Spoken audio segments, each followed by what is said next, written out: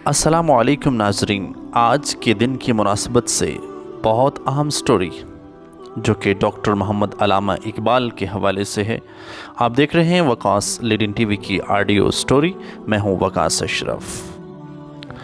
Doctor Mohammad अल्लामा इकबाल तखल्लस जिनका इकबाल था 9 नवंबर 1877 सियालकोट में पैदा हुए। आपकी वफ़ात 21 अप्रैल 1938 को लाहौर में हुई। आपकी तसनीफ़ में बाल जबरील, ज़रब कलीम और पयाम मशरक बहुत ही अहमियत के हामिल हैं। डॉक्टर अल्लामा मोहम्मद इकबाल पाकिस्तान के कौमी शायर हैं। 9 नवंबर 1870 को सियालकोट में पैदा हुए। आपके वालिद साहब का नाम शेख नूर मोहम्मद था जो कश्मीरी बनमों के ख़ानदान से ताल्लुक़ रखते थे। शेख नूर मोहम्मद बड़े सच्चे दीनदार इंसान थे। अल्लामा ने इब्तदाई तालीम सियालकोट में ही हासिल की और मिशन हाई स्कूल से मैट्रिक और मरे कॉलेज सियालकोट से FA का इम्तहान पास किए।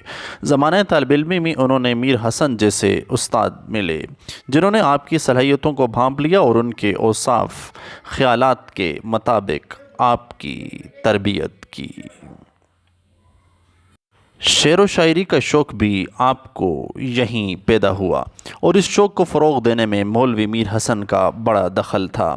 FA करने के बाद आप आला तालीम के लिए लाहौर चले गए और गवर्नमेंट कॉलेज से BA और MA के इम्तहानात पास किए।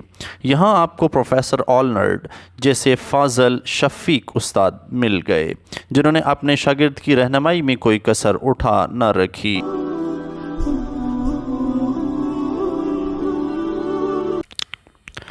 अल्लामा मोहम्मद इकबाल आला तालीम के लिए इंग्लिस्तान चले गए और कैमब्रिज यूनिवर्सिटी में दाखिला ले लिया और प्रोफेसर ब्राउन जैसे फ़ाज़ल असातिज़ा से रहनुमाई हासिल की।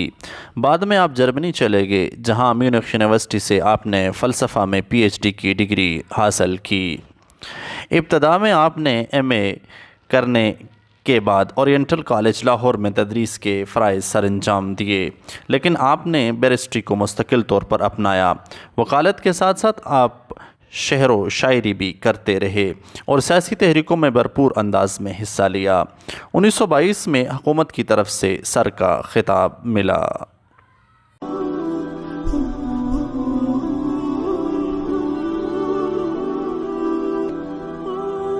आप पंजाब लेजिस्लेटिव असम्बली के मेंबर चुने गए।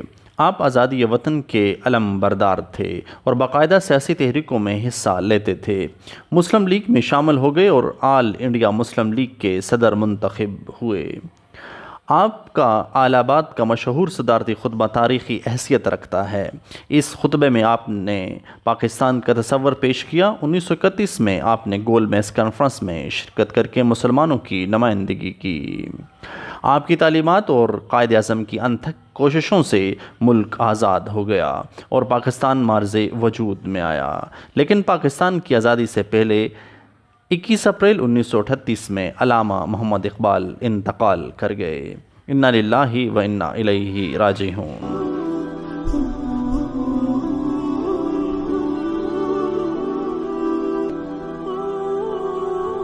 शायर मशरक अल्लामा मोहम्मद इकबाल हसास दिलो दिमाग के मालिक थे।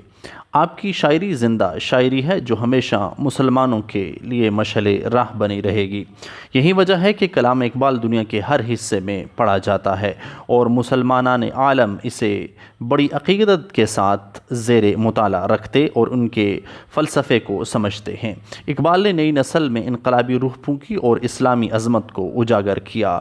उनके लिए कई किताबों के अंग्रेज़ी, जर्मनी, फ्रांसीसी, चीनी, जापानी और दूसरी ज़बानों में तर्जमा हो चुके हैं, जिससे बैरूनी मुल्क भी लोग आपके मोतरफ़ हैं। बिला मुबालगा अल्लामा मोहम्मद इकबाल एक अज़ीम मुफ़क्कर माने जाते हैं। अल्लाह ताला डॉक्टर मोहम्मद अल्लामा इकबाल की कब्र पर करोड़ों रहमतें नाज़िल फ़रमाए और अल्लाह पाक उन्हें जन्नतुल फ़िरदौस में आला मकाम नसीब फ़रमाए। बहुत शुक्रिया। आप देख रहे थे वकास लीडिंग टीवी की ऑडियो स्टोरी अल्लामा मोहम्मद इकबाल की शान हयात। दीजिए इजाज़त। मोहम्मद वकास अशरफ आपसे दुआओं का तलबगार है। मज़ीद ऐसी स्टोरीज़ देखने के लिए हमारे पेज को लाइक कीजिए और यूट्यूब पर देखने के लिए वकास लीडिंग टीवी को ज़रूर सब्सक्राइब कीजिए।